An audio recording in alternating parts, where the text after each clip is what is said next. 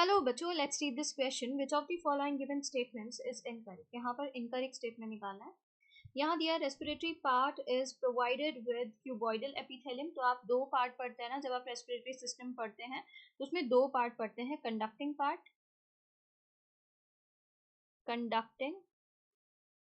Part और exchange part या respiratory part. तो हम यहाँ रेस्पिरेटरी पार्ट लिख लेते हैं, रेस्पिरेटरी पार्ट. ठीक है. अब यहाँ पर दिया है respiratory part is provided with cuboidal epithelium. तो ये इनकरेक्ट है. इनकरेक्ट क्यों है? क्योंकि रेस्पिरेटरी पार्ट बना होता है किससे? रेस्पिरेटरी पार्ट में आप पढ़ते हैं एल्वियोलाई एंड देयर डक्ट्स. तो यहाँ हम लिख देते हैं एल्वियोलाई. ठीक है. एल्वियोलाई की जब हम बात करते हैं तो वहां कौन सी एपिथेलियम मिलती है एल्वियोलाई में? Simple squamous epithelium. Simple squamous epithelium जो डिफ्यूजन मेम्ब्रेन बनाने में हेल्प करती है. ठीक है, जिसका फंक्शन है डिफ्यूजन मेम्ब्रेन बनाना. तो यहाँ पर मिल रही है आपको स्क्वैमस एपिथेलियम. तो ये इसलिए इनकरेक्ट हो गया. The alveoli and the ducts form the respiratory or exchange part of the respiratory system. तो ये बिल्कुल करेक्ट है. एल्वियोलाई और उनके डक्ट क्या बनाते हैं? रेस्पिरेटरी पार्ट और एक्सचेंज पार्ट बनाते हैं. ठीक है, तो ये करेक्ट हो जाता है. The part starting with the external nostril up to the terminal bronchioles constitute the conducting part. ये भी करेक्ट हो जाता है. कंडक्टिंग पार्ट कहाँ से स्टार्ट होता है? कंडक्टिंग पार्ट स्टार्ट होता है एक्सटर्नल नॉस्ट्रल से. External nostrils. ठीक है. फिर एक्सटर्नल नॉस्ट्रल्स के बाद क्या आ जाएगा? Nasal chamber. ओपन होगा नेजल चैम्बर में. फिर नेजल चैम्बर ओपन होता है into pharynx. Nasal chamber open किस में होगा? फेरिंग्स में. फेरिंग्स ओपन होगा ट्रैकिया में थ्रू लैरिंग्स. तो यहाँ पर लिख देते हैं लैरिंग्स. फिर आ जाएगा ट्रैकिया. ठीक है.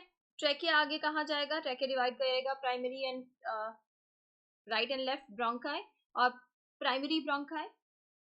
यहाँ पर right and left primary bronchi बन जाएंगे. ठीक है.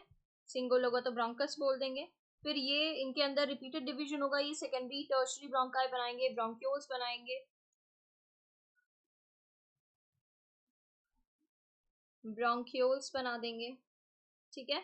और ये bronchiole terminal bronchiole give rise to number of very thin irregular walled and vascularised bag, जिनको आप क्या कह देते हैं? एल्वियोलाई. और एल्वियोलाई यहाँ पर क्या बनाता है? एल्वियोलाई बनाता है आपका रेस्पिरेटरी पार्ट. ठीक है. तो जब हम बात करते हैं कंडक्टिंग पार्ट की, तो कंडक्टिंग पार्ट कौन बना रहा है? कंडक्टिंग पार्ट आपका स्टार्ट होता है एक्सटर्नल नॉस्ट्रल से up to terminal bronchiole constitute करता है कंडक्टिंग पार्ट. कंडक्टिंग पार्ट के फंक्शन की अगर हम बात करते हैं, ये क्या करते हैं? ये आपका जो कंडीशनिंग ऑफ एयर होता है ना, वो करने में हेल्प करता है. यहाँ पर ये करेक्ट है. Conducting part act as filtering and air conditioning region. तो ये बिल्कुल करेक्ट है. फिल्टर करता है जो भी उसमें डस्ट पार्टिकल या फिर फॉरेन पार्टिकल है, उन्हें रिमूव करने में हेल्प करता है. और कंडीशनिंग करता है कि कंडीशनिंग एयर कंडीशनिंग रीजन क्यों बोला जा रहा है इसको? यहाँ पर जो एयर आपने इनहेल किया है उसको आपके नॉर्मल बॉडी टेम्परेचर तक लाया जाता है. ठीक है. बाहर ठंडा है तो एयर को गर्म किया जाएगा. नॉर्मल बॉडी टेम्परेचर तक उसका टेम्परेचर लाने की कोशिश की जाती है कि आपके एल्वियोलाई तक जाते जाते कि उसका टेम्परेचर कैसा हो जाए? नॉर्मल हो जाए. ओके. तो यहाँ पर ये काम होता है. इनकरेक्ट स्टेटमेंट बताना था. इनकरेक्ट स्टेटमेंट जो बन रहा है वो है आपका statement A. Option A is correct. इसके रिगार्डिंग इन्फॉर्मेशन यूएनसीईआरटी क्लास 11 पेज नंबर 185 पर गिवन है.